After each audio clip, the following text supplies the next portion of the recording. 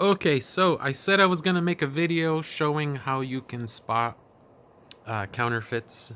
Um, Maybe this can be helpful. And kind of a sad story. I used to have a device, a machine, a currency reader device, and it would scan your money and check to see if it was authentic or counterfeit. Well, I no longer have that device. I looked and looked and looked, and I could not find it. So yeah, I hadn't seen it in years, and I think it might have got lost when I moved here. But anyway, moving on. We don't need it. I was kind of curious to see what the currency reader would say, but we don't have that anymore. So it is what it is. But okay. So first of all, I'm gonna see if I can pick up on it, and I can't. Okay, so you cannot see this on camera. You'll just have to take my word for it and maybe check your own for this. But one of the oldest security features on currency, and I checked it all the way back to 1929, and I found them, is the type of paper. Now, on the paper, you will see blue and red fibers, like little hairs embedded into the paper. I found a few of them on this thing from 1929. So it is an incredibly old technique to making currency, and it's incredibly difficult to fake that. So a lot of times, what they'll do is when someone's trying to make fake money, is they'll take like a five, like a genuine five, they'll wash it, get all the ink off of it, and then they'll reprint it as something of much higher denomination. So they'll have the correct paper, and if you take there's a pen you can use to detect a fake. Well, that pen will only tell you if it's the right kind of paper or not, so it will pass that test.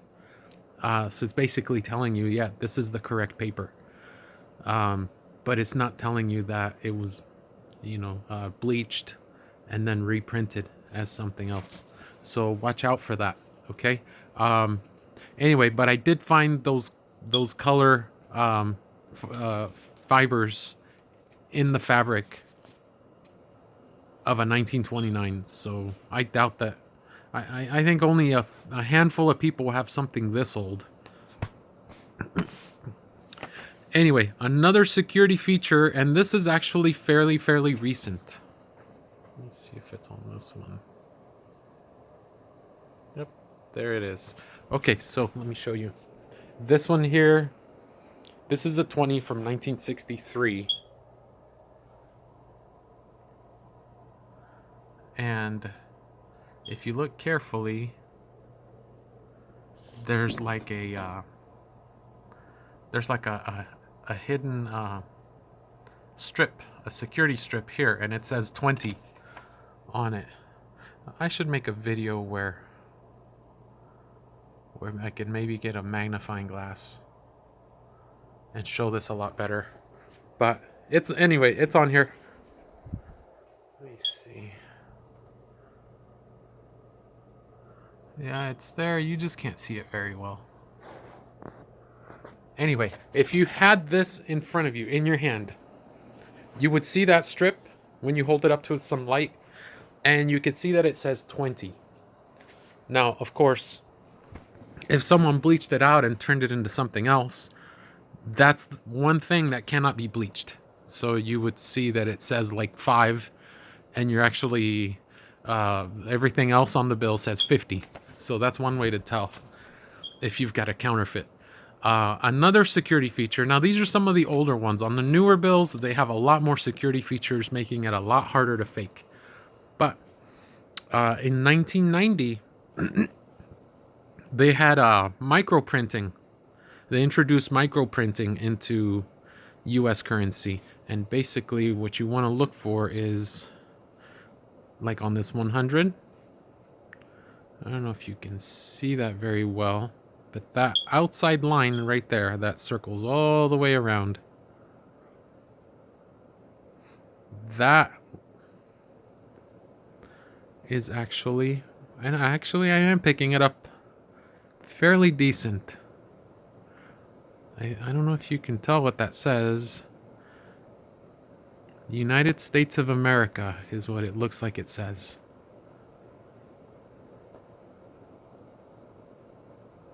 Anyway, there it is. But another thing you can look for, and that is probably the hardest feature to fake on these older bills. So anyway, but that's only from 1990 and newer.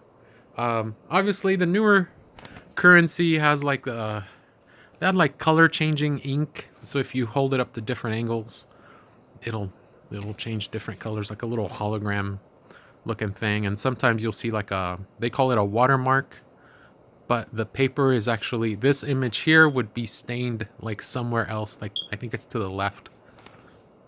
So if you hold it up, you'll see this, you would see like Benjamin Franklin's picture, you know, like stained into the paper. So again, very, very hard to like bleach that out and transfer it onto another or transfer a different image onto it. So anyway, those are a few that I know of. And probably the biggest red flag would be you want to become familiar with the way it feels. Like currency has a way that it feels. It doesn't quite feel like paper. And in fact, the reason it doesn't feel like paper is because it actually isn't. This is made from jeans, from that fabric that you make jeans with. So anyway, yeah, I went through my collection and I did a little research, and then it got me curious. I was like, oh shoot, I better make sure all mine are real. And they passed. All mine passed. Fortunately. But yeah, there are a lot of fakes out there. But if you're working at a store, you're working retail, and someone walks up to you with like a 1975 $50 bill and it's in really good shape, that's a red flag. So, you know, look at it very carefully. Don't just like take it at face value, because me personally, I would not spend these. These are collectibles. To me, they're collectibles. These are pretty cool. I'm not going to spend, definitely not going to spend something like that. You know, that's going in my collection. I have another one here that's really awesome. I'm looking.